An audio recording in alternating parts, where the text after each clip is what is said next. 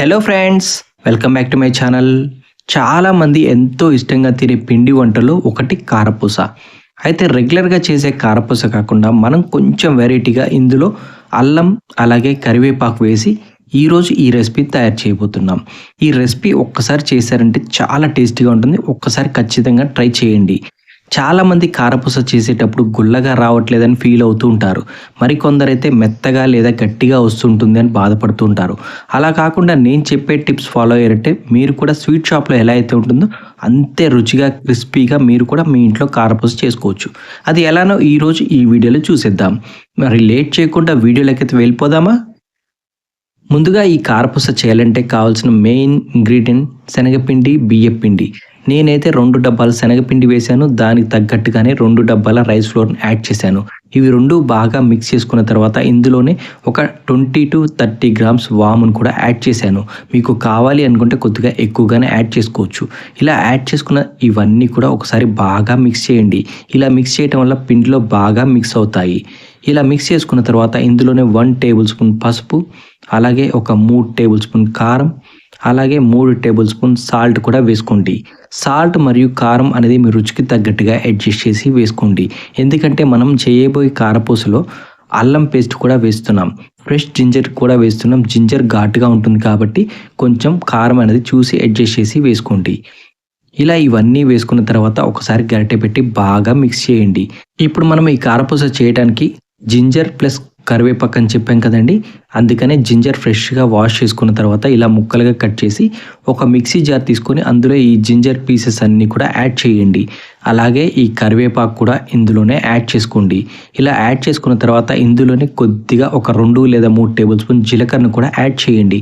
జీలకర్ర డైరెక్ట్గా వేసామంటే కారపూస ఒత్తుకునేటప్పుడు సరిగ్గా దిగదు. కాబట్టి ఇలా గ్రైండ్ చేసుకొని అయినా వేసుకోండి, లేదంటే పౌడర్ చేసి అయినా వేసుకోండి. ఇలా వాటర్ యాడ్ చేసి ఒకసారి మెత్తగా గ్రైండ్ చేయండి. చూసారు కదా, ఇలా గ్రైండ్ చేసుకున్న తర్వాత ఈ పిప్పి ఉంటుంది కదా, ఈ పిప్పి పోయేలాగా ఇలా స్ట్రెయిన్ చేసుకోండి. ఎందుకంటే మనం కారపూస చేసుకునేటప్పుడు డైరెక్ట్గా ఈ జ్యూస్ వేసామంటే జంతికల గిద్దెల్లోంచి దిగదు. కాబట్టి ఇలా స్ట్రెయిన్ చేసుకుని ఓన్లీ ఈ జ్యూస్ మాత్రమే యాడ్ చేసుకోండి. ఇలా జ్యూస్ అంతా కూడా సపరేట్ ఒక బౌల్లో కలెక్ట్ చేసి పక్కన పెట్టుకోండి. చూసారు కదా, ఈ పిప్పి అంతా కూడా పక్కన పారేసేయండి. దీంతో మనకి ఎటువంటి యూజ్ అయితే ఉండదు. కలెక్ట్ చేసుకున్న ఈ జ్యూస్ అంతా ఒక పక్కన పెట్టుకోండి. ఇక్కడ ఇంపార్టెంట్ టిప్ ఉందండి. ఎప్పుడైనా సరే పిండి కలుపుకున్న తర్వాత వాటర్ యాడ్ చేసే సమయంలో మొత్తం పిండిలో ఒకేసారి వేయకండి. పిండిని 2 భాగాలుగా సపరేట్ చేసి ఒక భాగాన్నే వాటర్ వేసి మిక్స్ చేయండి. ఒకేసారి అంతా కలుపుకున్నట్టయితే పిండి అంతా కూడా గట్టి పడుతుంది. కారపూస చేసిన తర్వాత కూడా గట్టిగా అవుతుంది. కాబట్టి కొద్ది కొద్దిగా వాటర్ యాడ్ చేస్తూ మిక్స్ చేసుకోండి. ఇప్పుడు నేనైతే దీన్ని 2 భాగాలుగా చేసి ఒక భాగంలోనే గ్రైండ్ చేసి పక్కన పెట్టుకున్న ఈ జ్యూస్ అంతా కూడా యాడ్ చేస్తున్నా. ఇలా యాడ్ చేసిన తర్వాత ఇందులోనే కొద్దిగా ఆయిల్ లేదా బటర్ని యాడ్ చేయండి. ఇలా చేయటం వల్ల కారపూస చేసిన తర్వాత తినే టైంలో గుల్లగా వస్తుంది. చాలా సాఫ్ట్గా నోట్లో వేసుకుంటేనే కరిగిపోతుంది. ఇలా యాడ్ చేసుకున్న తర్వాత ఇదంతా కూడా బాగా మిక్స్ చేయండి. ఇలా మిక్స్ చేసుకున్న తర్వాత ఇందులోనే వాటర్ని అడ్జస్ట్ చేస్తూ యాడ్ చేయండి. వాటర్ కూడా ఒకేసారి వేశారంటే అంతా కూడా లూజ్ అయిపోతుంది. కాబట్టి ఇలా కొద్ది కొద్దిగా వాటర్ని యాడ్ చేస్తూ మిక్స్ చేసుకోండి. పిండిని డివైడ్ చేయడం వల్ల పిండి కలుపుకునేటప్పుడు ఎక్కువ స్ట్రెయిన్ అవ్వాల్సిన అవసరం లేదు. పిండి బాగా మిక్స్ చేసుకున్న తర్వాత ఈ కన్సిస్టెన్సీ వచ్చిన తర్వాత పిండిని ఇలా ముద్దలా చేసి ఈ కారపూస మౌల్డ్లో ఫిల్ చేయండి. ఇలా ఫిల్ చేసి ఒక పక్కన పెట్టండి. ఇప్పుడు స్టవ్ పైన ఒక పెద్ద బాండ్లీ పెట్టుకొని అందులో ఆయిల్ యాడ్ చేయండి. ఆయిల్ ఎప్పుడైనా సరే నిండుగా వేయకండి, సగానికి మాత్రమే యాడ్ చేయండి. ఎందుకంటే కారపూస ప్రెస్ చేసిన తర్వాత ఆయిల్ అనేది చిమ్ముతుంది. కాబట్టి సగానికి మాత్రమే వేసుకోండి. ఇక్కడ ఇంపార్టెంట్ టిప్ అండి, పిండి చేతులకి అంటకుండా ఉండాలంటే చేతులకి ఆయిల్ అప్లై చేసి ఫిల్ చేయండి. అప్పుడైతే పిండి చేతులకు అంటదు. ఇలా అంతా కూడా ఆయిల్ హీట్ అయిన తర్వాత ఒకసారి కొద్దిగా పిండి ముద్దని ఇందులో వేయండి. వేయగానే వెంటనే పైకి తేలినట్టయితే ఆయిల్ బాగా హీట్ అయినట్టు. అలా హీట్ అయిన తర్వాత మాత్రమే ఇలా ప్రెస్ చేసుకోవాలి. లేదంటే పిండి వేయగానే గట్టిగా అవుతుంది, అంత రుచిగా కూడా ఉండదు. బాగా ఆయిల్ హీట్ అయిన తర్వాత మాత్రమే మౌల్డ్లోంచి ఇలా ప్రెస్ చేసుకోండి. చూసారు కదా, వేయగానే ఎలా పొంగుతుందో. ఇలా పొంగిన తర్వాత ఒక 2 నిమిషాల పాటు అస్సలే కదిలించకండి.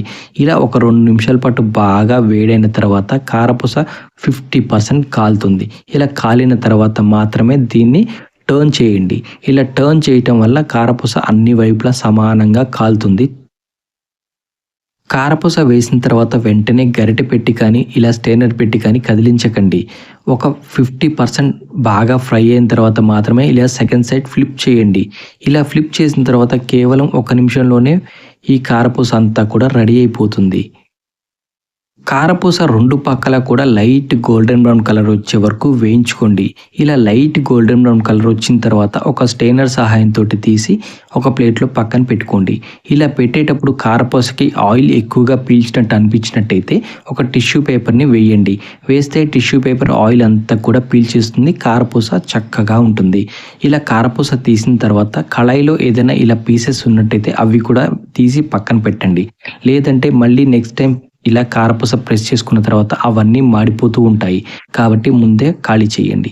చూశారు కదా ఎంత క్రిస్పీగా ఎంత టేస్టీగా ఎలా వచ్చిందో మన కారపూస. మీరు కూడా ఒకసారి ట్రై చేయండి. Thank you.